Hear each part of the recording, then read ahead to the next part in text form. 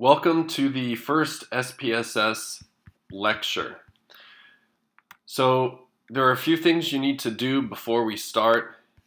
You'll need to go ahead, open your browser, and go to canvas.apu.edu. Okay. Once you're there, you need to find the site for our class.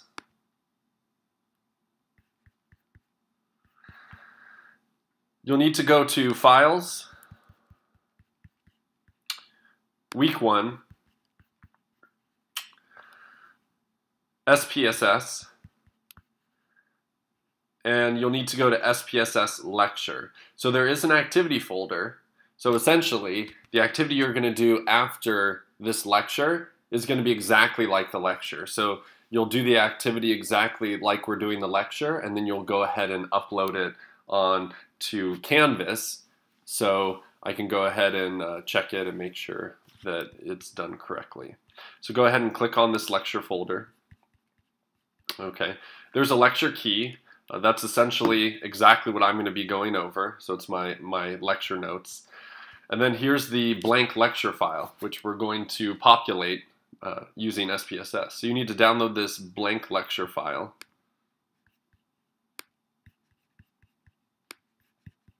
You also need to download the SPSS data file.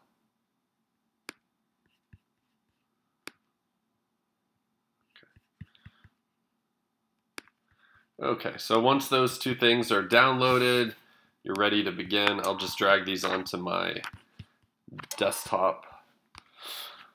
Okay, so here's what the data file, the SPSS lecture file looks like. Just a bunch of questions.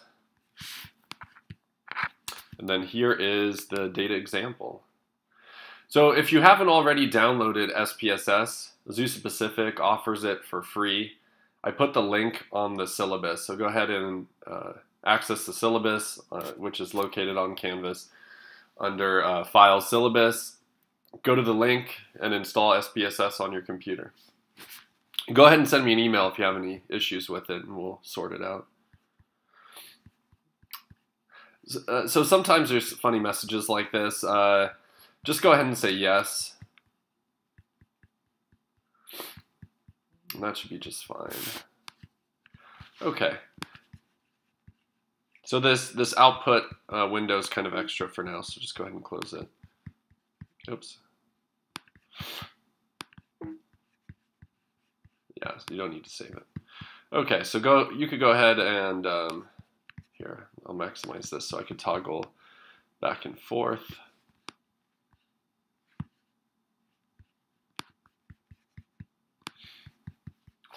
Okay, so here's what a SPSS data file looks like, and it's actually exactly like an Excel file. So each of these rows represents a unique participant, and then there's various variable names, right? So for example, for participant 1, the date it was entered, this was back in 2009. They have an age, a gender. So this is the data view, right? And then there's also a variable view, which further defines what these variables actually are. So if you go to variable view,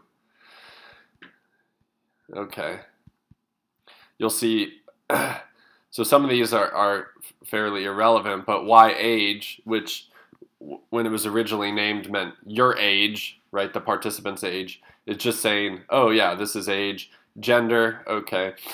So you'll notice here under values, and this is kind of important, if you click here, it says 1 equals male and 2 equals female. Well, this is simply something called quantification. So in order to do math, right, you can't do math on male and female. You need numbers. So what we do is we quantify male and female, and we say, for example, male equals 1 and female equals 2. Okay, and then that allows us to do analyses, to do math, right? And if you look at the lecture for our by hand stats, you'll note that gender is a nominal variable. Okay.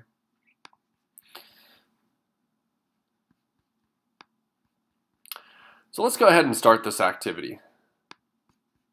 So just go back to your Word file real quick. And the first question says identify the family income variable.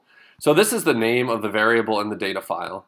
Determine the lowest family income, the highest family income, the mode of the family income distribution.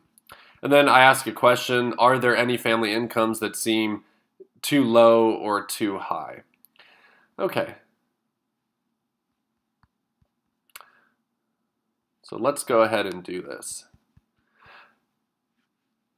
So what we need to do is we need to click on Analyze, Descriptive Statistics, and we need to go to Frequencies. Okay. Once we go to Frequencies, we need to find our variable.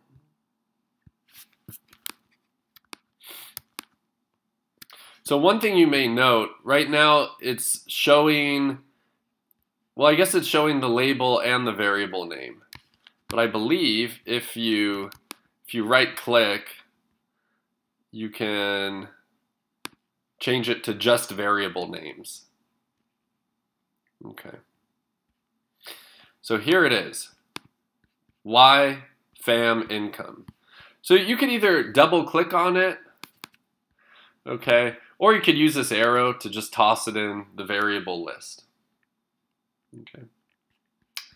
Now simply all you need to do is you need to say, okay.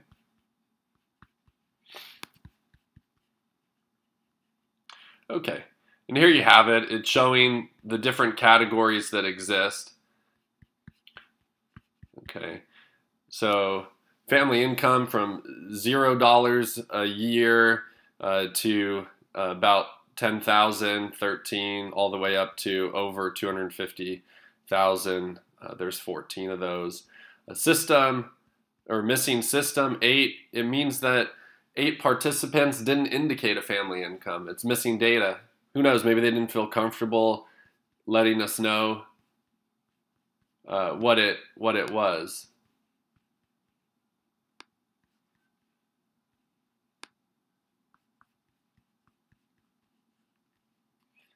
Okay. So now what we have to do is we need to go ahead. Oops! Don't do that. We need to go ahead and copy this. Okay. So you copy this table, and then you could go ahead and paste it in.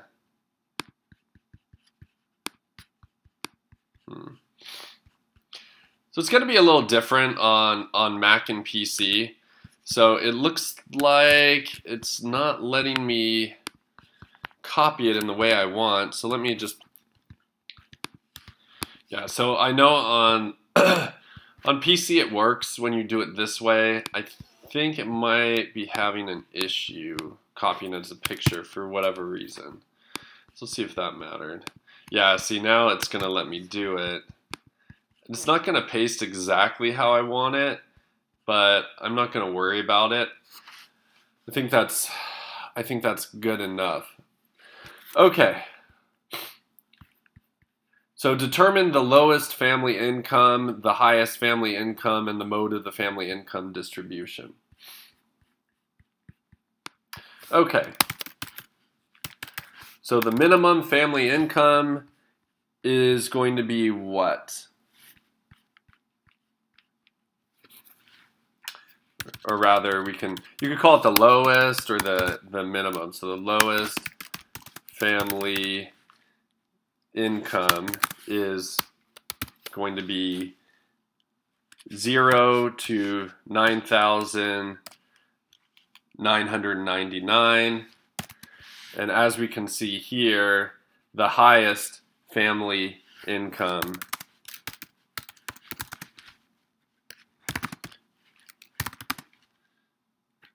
is over 250,000. Okay. So what about the mode, right? I think that's the next question. Yeah, so what's the mode? So remember, the mode is the value that occurs most frequently. So let's look through here. Okay, well, the higher incomes seem to occur less frequently. Looks like the highest one's going to be around 20, and it looks like it's this 25 here. So, yep, that's what it is. Okay.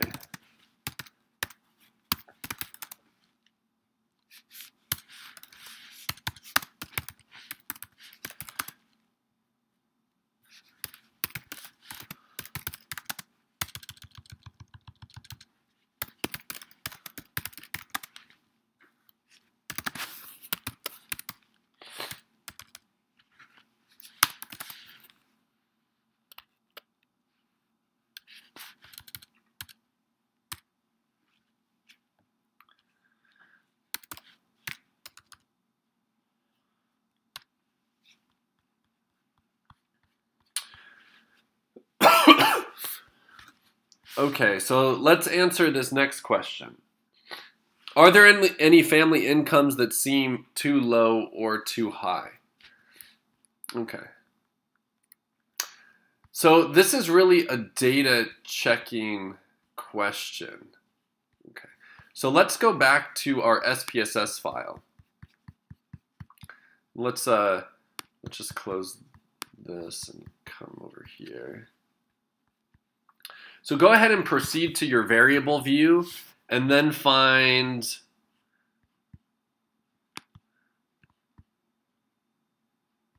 your family income. So it's going to be row 14 under the variable view. Now if you click on the value field, you're going to see that we quantified these numbers, right? So there's 26 possibilities, the lowest being 0 to 9,999, and the highest being over 250,000. Okay. When we run frequencies, we can check if there are data entry errors.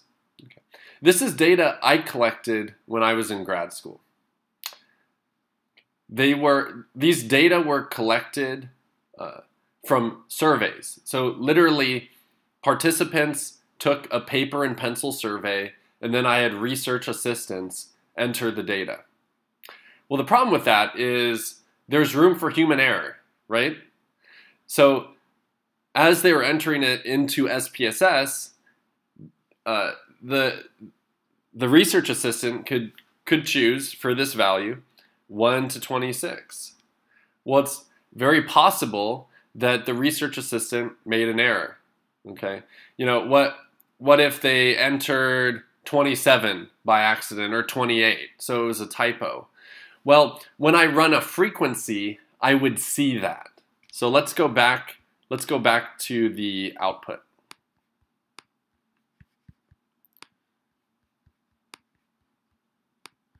Okay, meaning I have frequencies for all these values, right? And I'm missing 8. But let's say a research assistant mistyped, right? Let's say they typed in 27. Okay. So let's actually do that right now.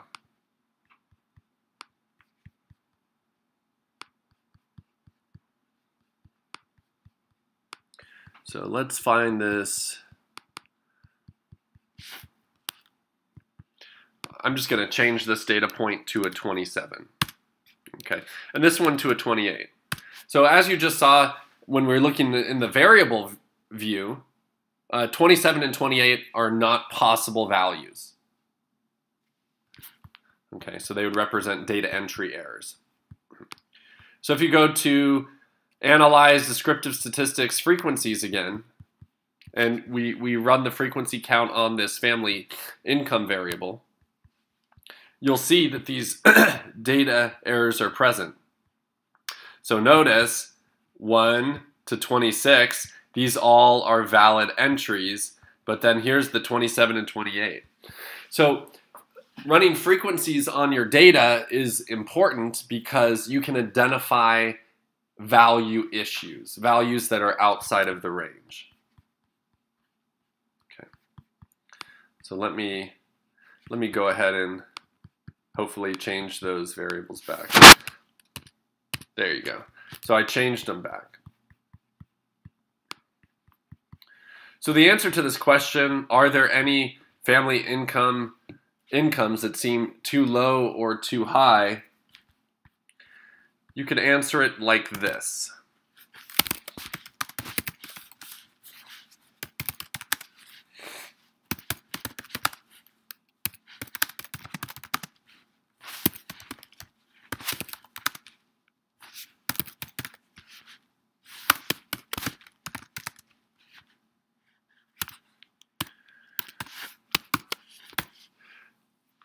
All family income scores are in the appropriate range, 1 through 26. Okay. So the next thing we're going to do is we're going to create a bar chart and a pie graph using SPSS. And we're going to do this using the same variable of Y fam income. Okay, so let's go ahead and do that. So go ahead and go back to SPSS. Now you need to go to Graphs, Legacy Dialogues, and let's start with the bar. Okay, and just do simple. Hit define, and then we have to find it again. So once again, it's showing the label and the variable name in brackets. So you could go ahead and right click and say just display variable name. There it is. Okay. Go ahead and add that to the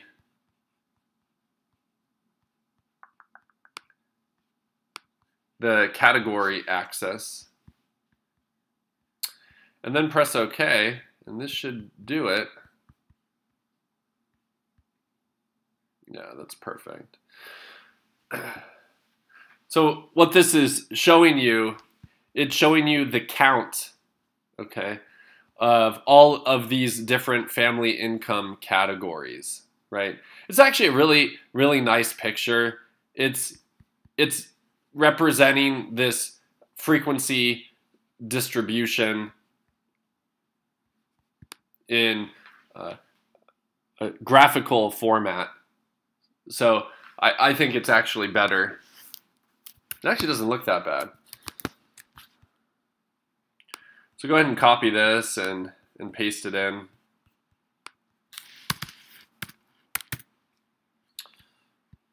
Or not. Okay. The pasting issues. Let's try this again.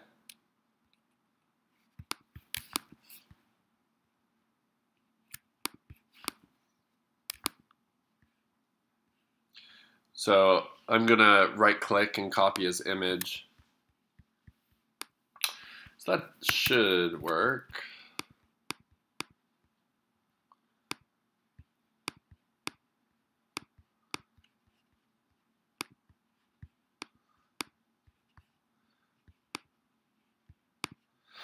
All right, we'll try again. That's okay. Sometimes you have to troubleshoot these things. It's actually my first time using SPSS on a Mac, so it's slightly different. I'm really used to the PC. And if you're using a PC, PCs have something called Snipping Tool. So go ahead and search that. It should be on your computer if you have a PC, and it's really nice because literally it allows you just to take screenshots, and then you could copy and paste the screenshots if you're having issues copying out of SPSS. Let me just try to copy.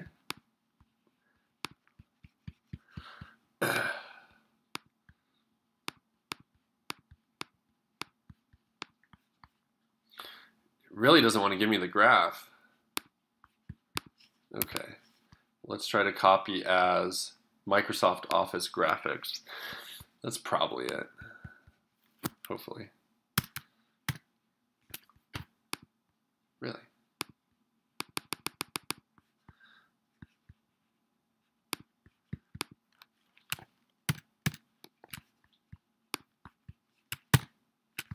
There you go. Or I could just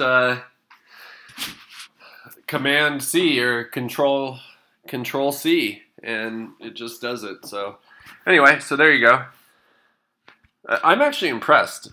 Previous versions of SPSS, the graphics haven't been that great, but this looks great. It's very informative, right? You can identify the mode really easily. Okay, you can identify the min and the max really easily. You can identify the skew of the distribution. So obviously, if you draw a little curve over here, and we talk about this more in my other week 1 lecture, if you draw a little curve here, you can see this tail's really pointed to the right. So basically, when the tail's pointed to the right, it's an indication that the distribution of data is positively skewed.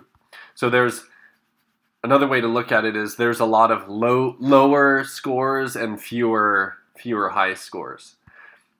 Though that is kind of surprising. Okay, so we did the bar chart. Let's go ahead and do the pie graph. So again, go back to SPSS. Okay, and go to Graphs, Legacy Dialogues, and Pie. Yeah, that's fine. Just do this first one, Define.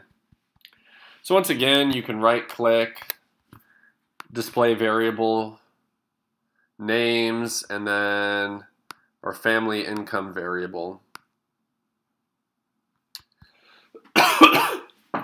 Yeah, just put it into this field, say OK. Yeah, this one's going to be overwhelming. So obviously, in this case, you know, if you were going to display these data for anyone to consume, this bar chart is phenomenal. This is rather terrible. Like, what's going on? And this is very clear. This is not. So let me try to Command C again, and that should work. And let's paste it in. Okay, well, that did not work. Okay. Okay.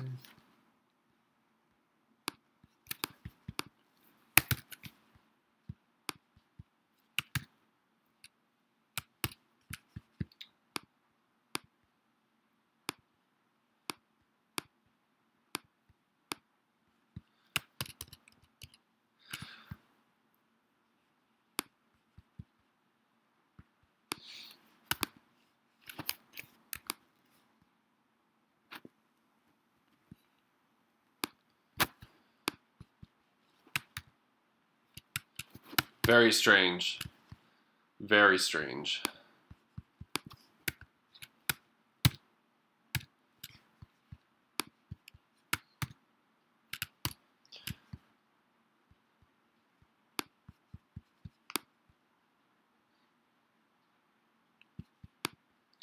So I'm stubborn, so I'm going to figure this out real quick. So just give me 1 second. Huh. And all I did before, I clicked on it and Control Copy. Seems reasonable. Okay. It's not going to want to work. So here's what we're going to do. So there's always alternatives. This is where troubleshooting comes into play. So if you're using PC, you can use the Snipping Tool. Otherwise, if you're using Mac, you can do Command-Shift-4. And you drag it over. And it literally takes a screenshot. So here it is. Here's my screenshot, and I'll just copy and paste the screenshot. There you go. Awesome. So there's a lot of, different, ways you can copy and paste and troubleshoot.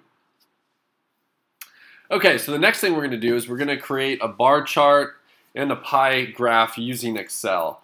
So the reason why I'm teaching you Excel as well is in whatever job you end up with, you'll definitely have Excel. You may not or probably won't have access to SPSS. Okay.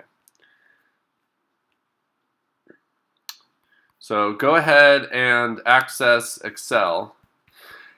Oh, and if you don't have Microsoft Office, it is available to all APU students for free. So just go to the syllabus and use the same link that I gave you for SPSS, and under the possible files you can download, you'll see Microsoft Office. So go ahead and download that and you'll have access to Excel. So this is pretty good, right? Pretty good value. You're getting Excel and SPSS for free, okay? And an optional textbook. This is, I think we're doing great here.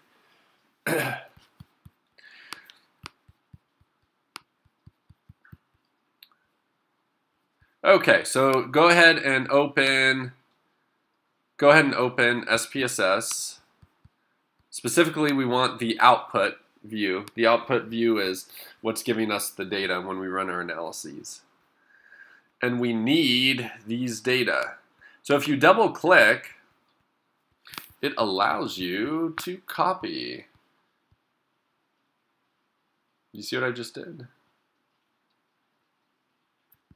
Okay, so I just highlight and I'm going to copy.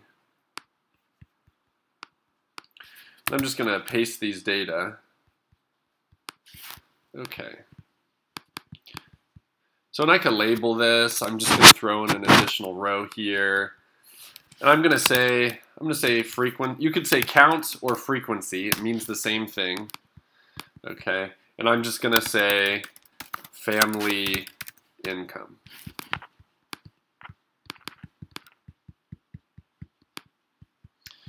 Okay. So now to make a bar chart in SPSS, in Excel, all you need to do is you need to highlight, insert, okay, and then just do clustered column. That should be good. Okay, and there's various ways. There's various ways you can do this. Okay, there's chart designs, so there's some predetermined designs that you can do. I just like keeping it basic. Okay. What I like doing is I like adding some chart elements. So go ahead and left click on the chart, add chart elements. So axis titles, primary, horizontal. It'll let you label these categories. And then axis titles, primary, vertical. I'm going to make this a little bigger. It looks kind of small. So chart title, just double click, family income. Okay. I don't know, you can mess around with the font. I personally like Times New Roman. I'm going to make everything 12. Make this bold. I'm going to make it bigger. There you go. Big family income. Okay, so now if you click back on the chart and then right click, go to select data. Okay.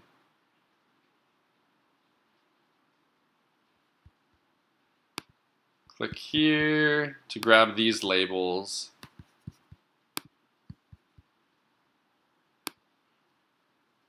Okay.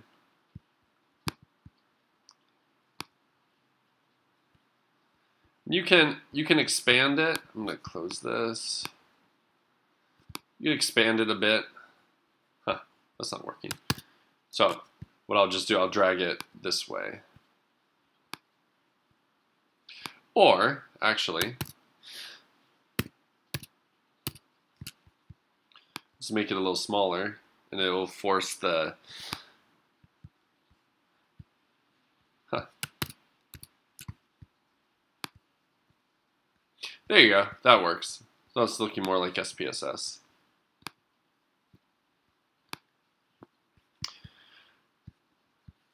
So the axis title here, of course, would be family income.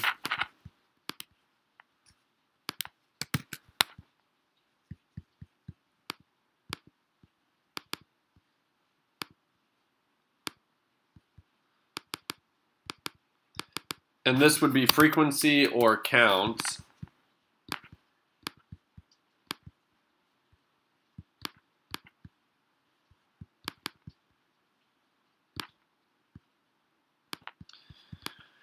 So I usually make my title and my axis labels bold.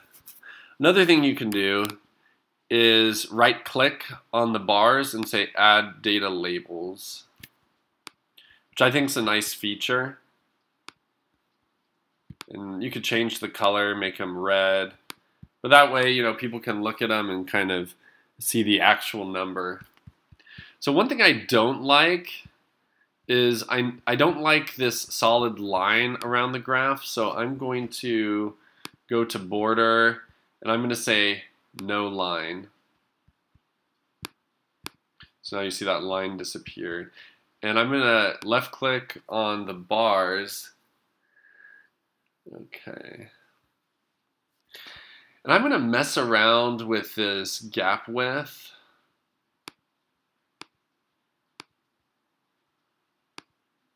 So as you can see, it's making my bars bigger.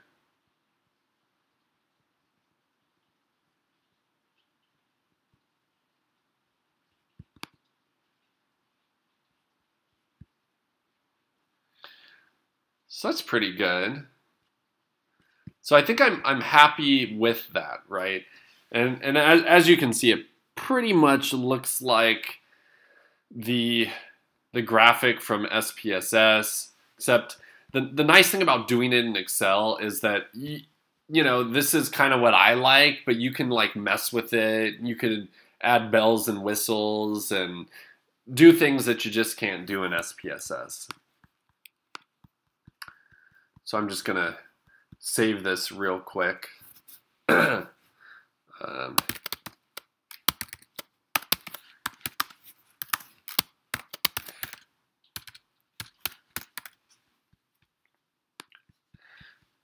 So that works out. So this one will be a lot easier to copy and paste, I hope.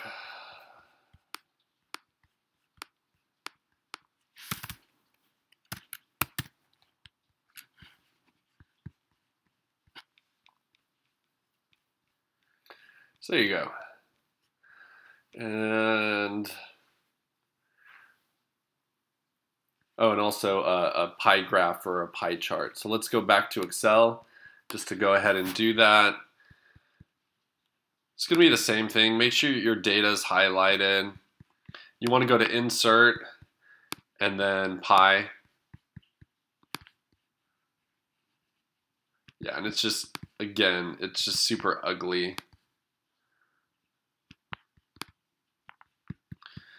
So we could do the same thing, like if you left click on the pie slices and then you right click, you get Add Data Labels, which I don't know.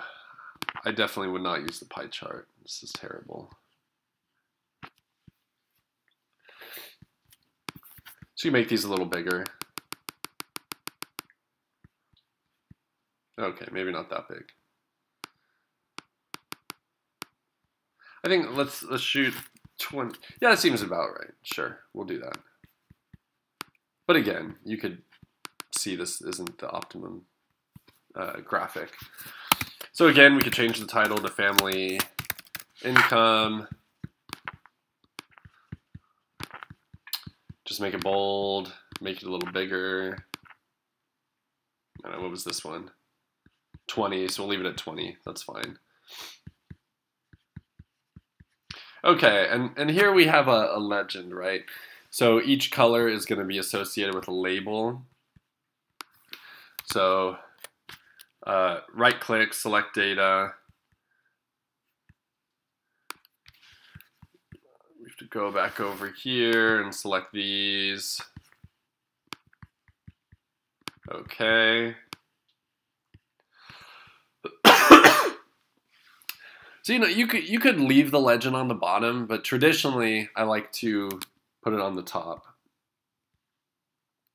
So format legend, right click, format legend, and you can go ahead and move it to the top. So it's kind of small, but it's because there's so many categories.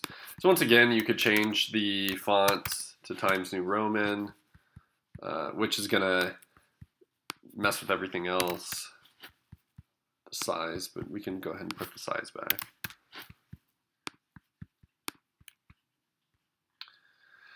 And once again, I don't like this border, so I'll just left click on the graphic, and then I'll just say no line for the border. All right, so that's good enough.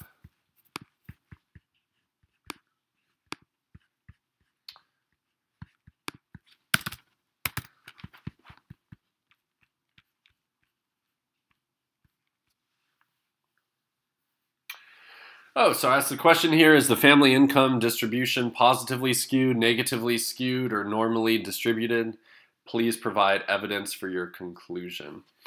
Okay, so really by looking at the pie, yeah, we don't know what's going on, essentially. But looking at this bar chart, you could tell, and really we could have done a histogram here. But a bar chart is fine because you could use a bar chart for nominal and ordinal data, but usually just for nominal. But you could tell that, like I was saying before, if you were to draw a line over here, you would see that there would be this tail here pointing to the right. When the tail points to the right, it means it's positively skewed.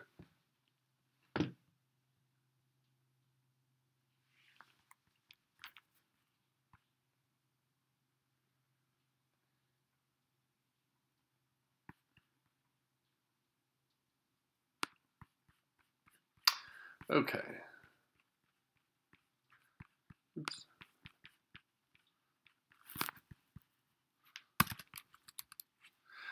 Okay,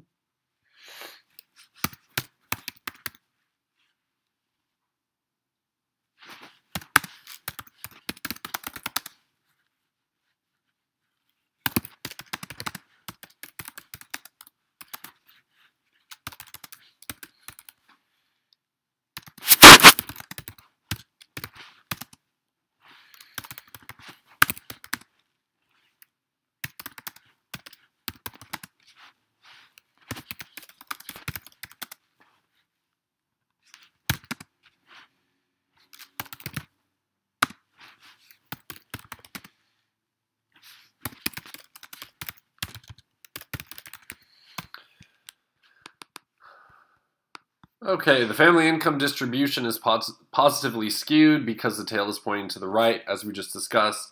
So, and once again, that means there are more lower family incomes than higher family incomes, right? So there's more lower family incomes than higher family incomes. So there you go, it's positively skewed.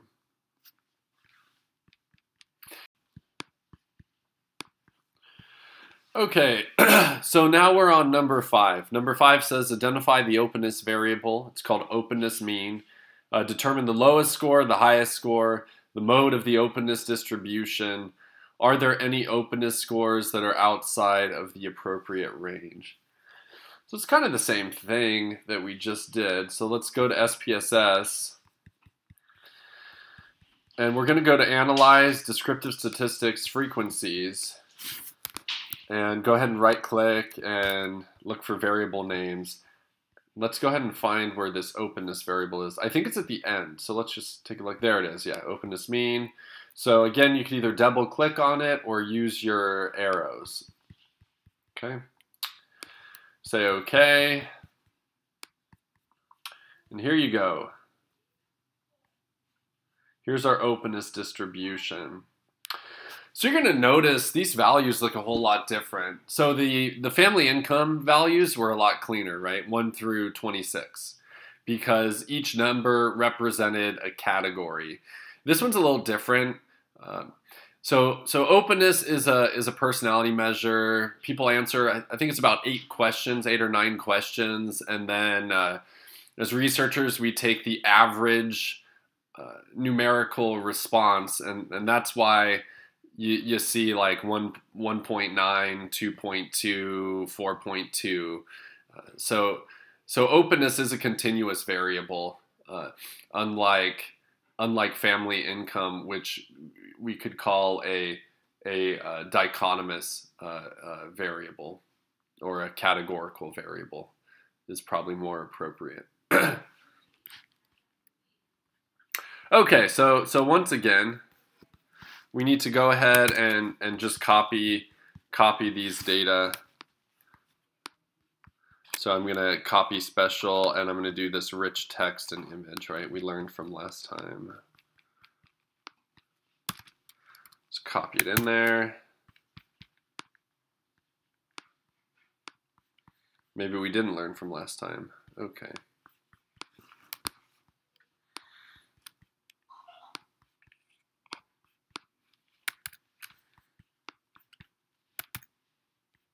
There you go.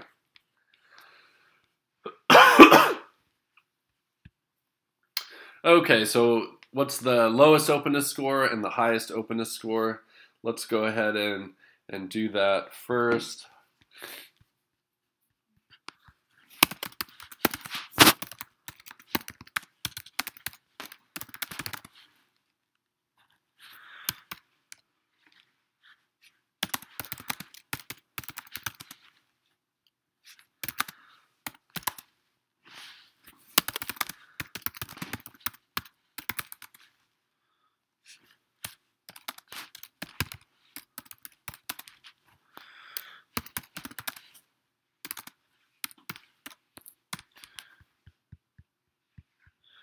Okay. All right, here we go. So of course the lowest is 1.9. 1.9 occurs once. It looks like these have shifted over.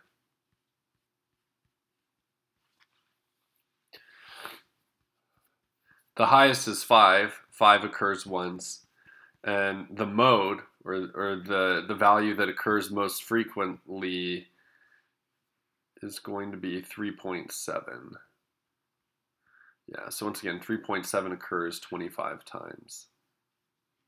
So note, for some reason when this pasted, it looks like it shifted these column labels over. So this is actually frequency, this is percent, this is valid percent, this is cumulative percent. Okay, so then we have the question, are there any openness scores that are outside of the appropriate range? Okay, well, what's the appropriate range? So let's go ahead and go back to SPSS. Let's go to variable view and go all the way to the end to find this openness variable.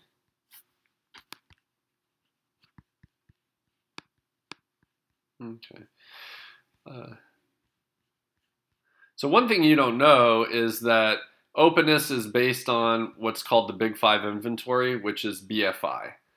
So we're gonna go up to BFI here, the Big Five inventory, and let's see. Some openness questions would be, for example, is ingenious or a deep thinker, has an active imagination, stuff like that. But anyway, so we have this BFI measure, and you're not expected to know what it is, just to know that you need to take a look at the values here.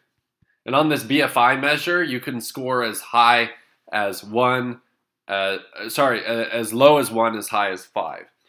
Now, like I was saying before, this openness measurement is based on people's answers to about 8 items, right? And then once we have their responses to these 8 items, we take an average. So suffice it to say, if a person answers 1 to each answer, right? So it would be 1 plus 1 plus 1 plus 1 plus 1, okay, 8 times, right?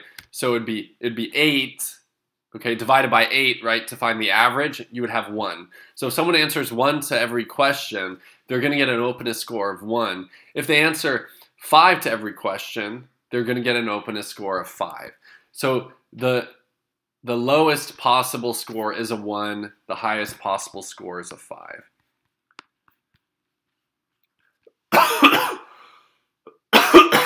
So if we go back here and we look at our frequency distribution, we could see that the lowest score we have is a 1.9. Okay, so that's good. If we had something that was like a 0.9 or a 0.8 or like a -2, that would be wrong. There would be something wrong with the data. It would be a data entry issue. Our highest score is a 5, which is great because that's the highest possible score that someone could get on the openness measure. So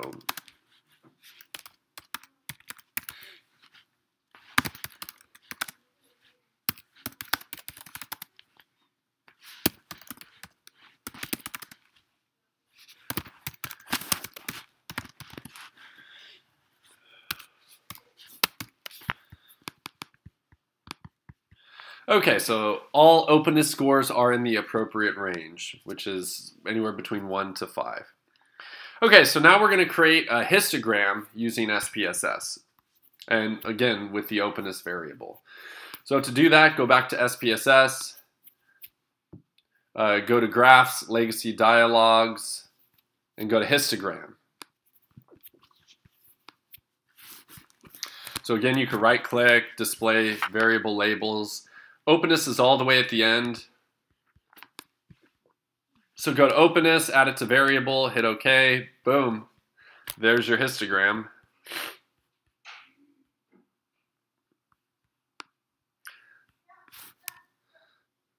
So again, let's just go ahead and let's just copy this in. Okay, great.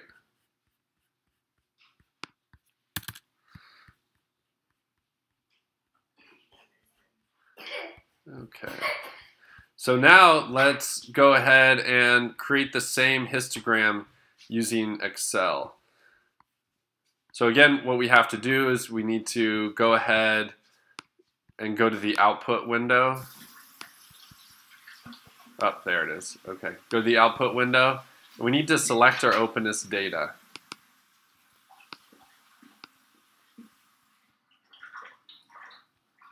Okay, hold on.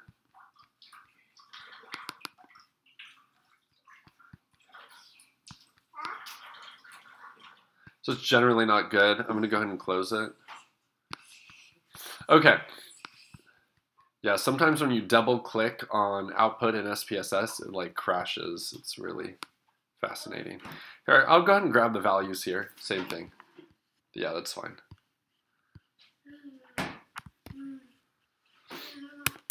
So I'm just going to copy that over to Excel. Let me see.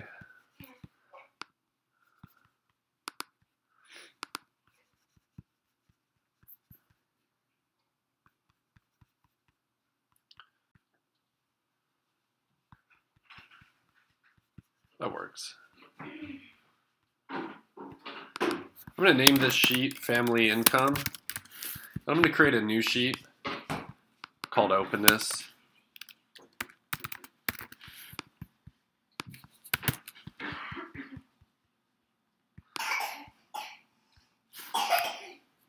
There you go. That's fine.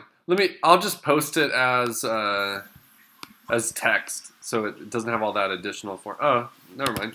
Hold on.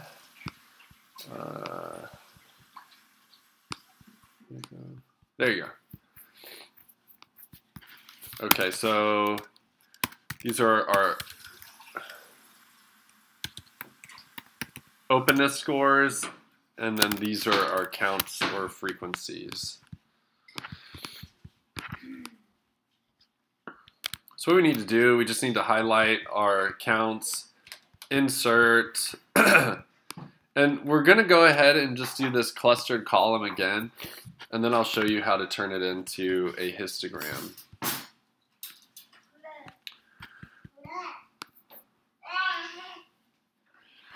Okay, so once again, we could add some chart elements, add the primary horizontal label, the primary vertical label. Go ahead and I might as well just define these. So this is going to be count or frequency. This is going to be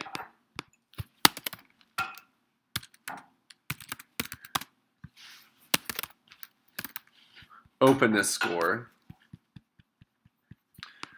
And then if you right click, select, we could name the axis, and it's just going to be these scores.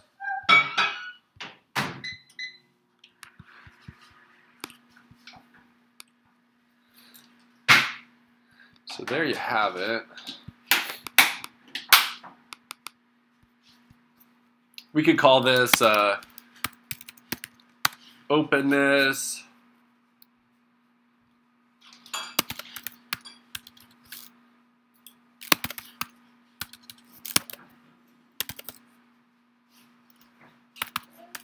frequency distribution. That works. And we can call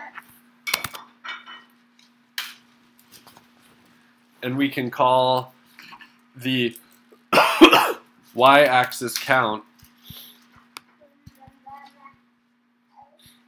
I think we already did that. Okay. So if you right click, you could once again add data labels. Let's go ahead and make everything a little bigger. It's kind of small. Let's change it to Times New Roman first. But again, this is really up to you, and maybe you're really artistic and you have like certain ways you want to represent your data. That's fine as long as the consumer of the data can understand it. I'll just make these 14. Wait, there you go. Bold.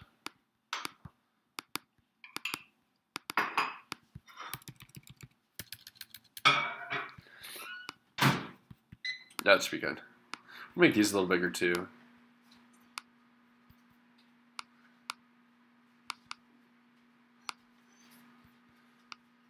That's pretty good. Okay, so now technically this is still a bar chart. There's something we have to do to actually make it a histogram. Okay, so the difference between a bar chart and a histogram is the histogram, there are no spaces between the bars. Okay, so if we if we right click on the bars and say format data series, I think that's the right one. There you go. Gap width needs to be a 0. Okay.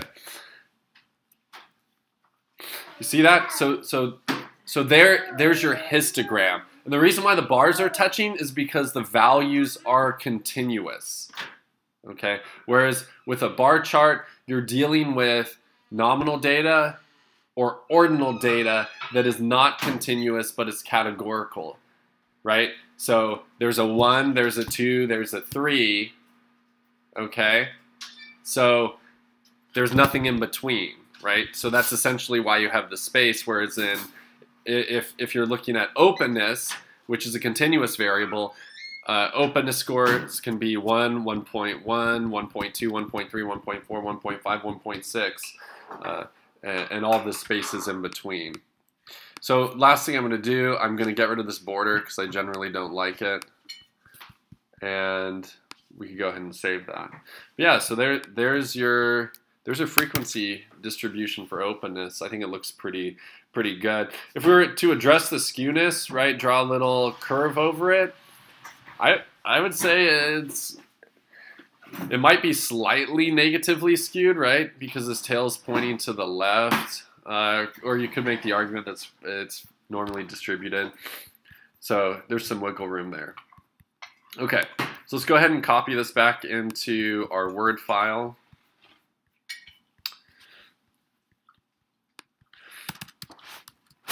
Okay,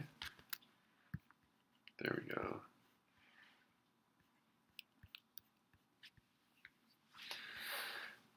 Okay, so the last question is the openness distribution positively skewed, negatively skewed, or normally distributed? Okay. So it looks like in my notes, I say that it is negatively skewed. And I guess I can stand by that. But again, based on the definition that we have for now, I can see that you could say it's pretty normally distributed. So at this point, you could go either way. As we get further along in the class, we're going to have more precise ways of determining skewness.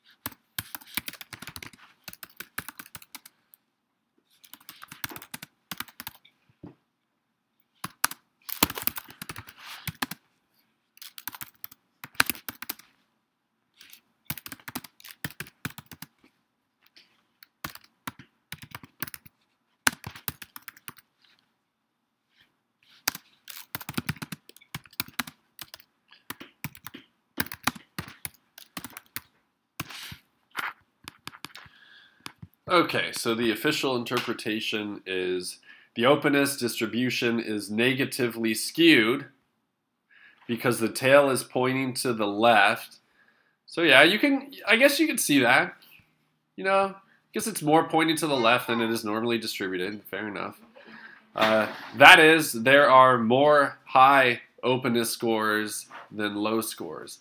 Well, yeah, mainly the openness scores are clustered from about 3.2, 3.3 and higher, and then you have just a few low scores. So yeah, I'm gonna stand by what I said earlier. That I'm gonna call that negatively skewed. Okay, cool. So this concludes our first SPSS lecture.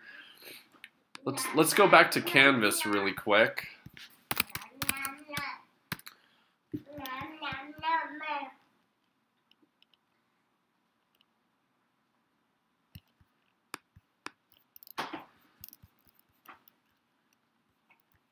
Just want to point out one last thing.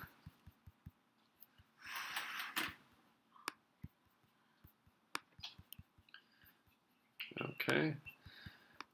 So as you can see, we were working with this data file, the blank lecture. Here's the lecture key, and then here's the Excel key. Okay.